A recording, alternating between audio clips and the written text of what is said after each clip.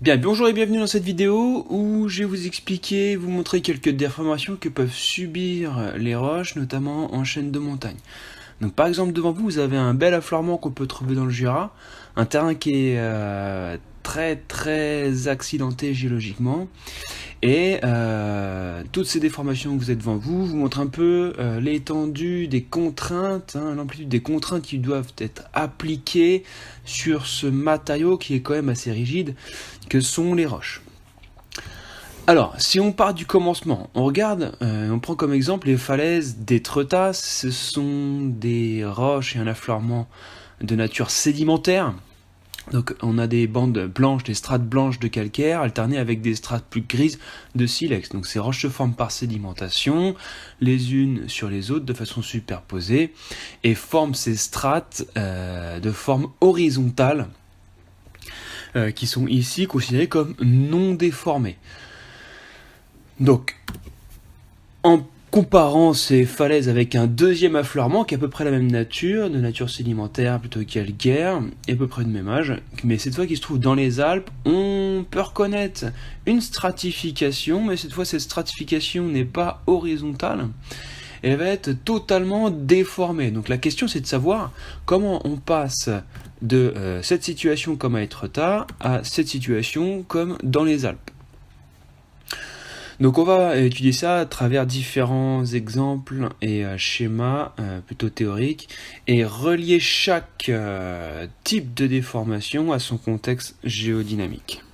Alors, on va partir d'un bloc bien parallélipédique, de matériaux plutôt rocheux, au milieu duquel j'ai dessiné un repère. Ce repère, ça peut être par exemple une strate sédimentaire, comme on a vu précédemment sur les falaises d'Étretat. Donc on va voir comment ce repère va se déformer pour caractériser chaque type de déformation justement. Donc on se place dans un premier cas où ce bloc de matériaux rocheux est très solide et très rigide.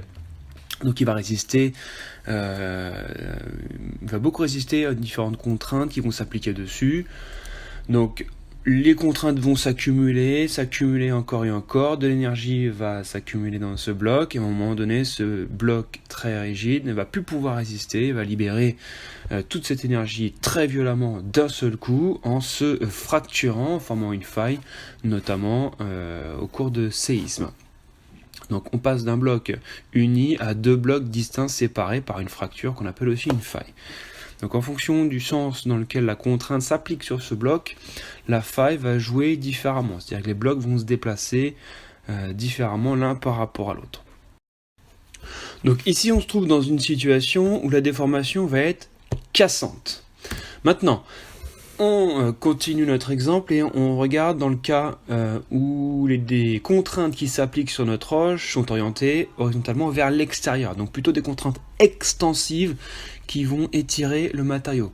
Donc dans ce cas-là, très simplement, le bloc de gauche va être écarté du bloc de droite et par gravité, il va glisser tout simplement en descendant le long de la faille sur le bloc de droite. Donc on a le bloc de gauche ici qui est posé sur la faille qui va descendre par rapport au bloc de droite. Dans ce cas-là, on dit que la faille joue en normal. Dans cette deuxième situation, les contraintes ne sont plus orientées vers l'extérieur mais vers l'intérieur. Donc le bloc est comprimé, les contraintes sont compressive. Et dans ce cas-là, le bloc de gauche qui est posé sur la faille ne va plus descendre, mais à l'inverse, va remonter sur le bloc de droite. Dans ce cas-là, on est dans le cas non plus d'une faille normale, mais d'une faille inverse.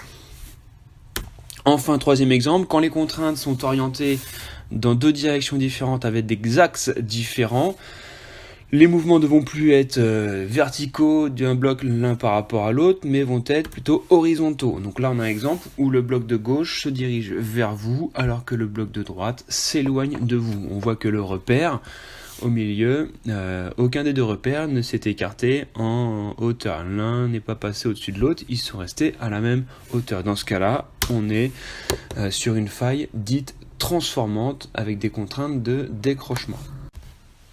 Donc cette fois on se place dans un deuxième type de bloc, il est toujours solide, mais il va être moins rigide, c'est-à-dire ductile. En fait, il va être mou. Donc il va moins bien résister aux contraintes qui vont s'appliquer dessus, et il va pas pouvoir accumuler toute cette énergie et la libérer brutalement en se fracturant. Du coup, sa forme va se modifier au fur et à mesure que les contraintes s'appliquent. Et si on se place encore une fois dans des contraintes de type compressive, comme avec la faille inverse tout à l'heure, bah le bloc va se déformer petit à petit en se comprimant et en se déformant de manière plastique. Donc on a des plis qui apparaissent en forme de creux sur la gauche, qu'on appelle des plis synclinaux, et en forme de bosse sur la droite, des plis anticlinaux. Donc on a des alternances de synclinaux et d'anticlinaux comme ça, dans cette déformation plastique de type pli. Donc si on résume, les déformations, si la roche est rigide, la déformation va être cassante. Si la roche est ductile, la déformation est plastique. Et on a chacune des deux types de déformation en contexte de compression. Plastique, on va avoir des plis, et en cassante, on va avoir des failles inverses. À noter que les deux autres types de déformation cassante, faille normale et faille transformante, elles ne sont pas retrouvées en contexte compressif lors de la formation des chaînes de montagne. Donc, sont juste données à titre informatif. Voilà.